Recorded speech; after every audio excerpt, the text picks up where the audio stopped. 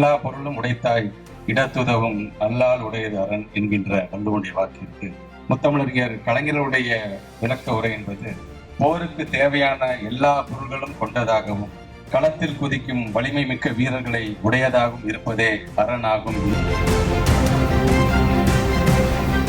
பேரொழி ஆற்ற இருக்கின்ற நமது மாண்புமிகு பள்ளிக்கல்வித்துறை அமைச்சர் அவர்கள் இந்த 4.5 ஆண்டு காலத்தில் தான் பொறுப்பேற்ற பள்ளிக்கல்வித்துறையை இந்தியாவில் இருக்கின்ற மாநிலங்களில் தமிழ்நாடு பள்ளிக்கல்வித்துறை தான் மிகச்சிறந்த துறையாக மாற்றி இருக்கின்ற பெருமை நமது மாண்புமிகு அண்ணன் அன்பில் மகேஷ் பொய்யாமொழி அவர்களை சாரும்.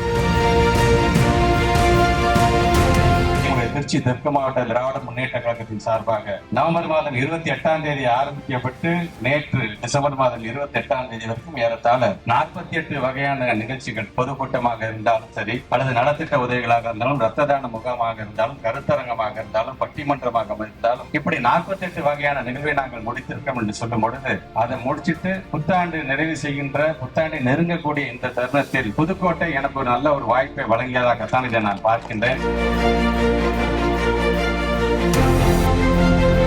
அதுவும் நம்மை பொறுத்த வரைக்கும் நான் மனசை வச்சுக்க வேண்டியதெல்லாம் ஒண்ணுதான். எந்த இயக்கத்திற்கும் இல்லாத ஒரு மிகப்பெரிய பெருமை என்பது திராவிட முன்னேற்ற கழகத்துடைய இளைஞரணிக்கு இருக்கிறது என்பதை நீங்க மனசுல வச்சுக்கிறேன். இன்றைக்கு இந்த நாட்டை ஆளக்கூடிய ஆண்டு கொண்டிருக்கின்ற நம்முடைய முத்துவேல் கருணாநிதி ஸ்டாலின் என்பவர் ஒரு இயக்கத்தினுடைய இளைஞரணி செயலாளராக இருந்து இந்த பொறுப்புக்கு வந்திருக்கிறார் என்று சொல்லும் பொழுது அவருடைய உழைப்பு ஒரு 10% நம்முடைய இளைஞர்கள் போட்டாலே போதும். நம்மை பொறுத்த வரைக்கும் 2026 அவர் அடிக்கடி சொல்றது மாதிரி தான் திராவிட மாடல் 2.0 அந்த ஆட்சியை அமைப்பதற்கு நாம் எல்லாம் உழைப்பதற்கு உறுதி ஏற்கக்கூடிய ஒரு நாளாக இருந்தது.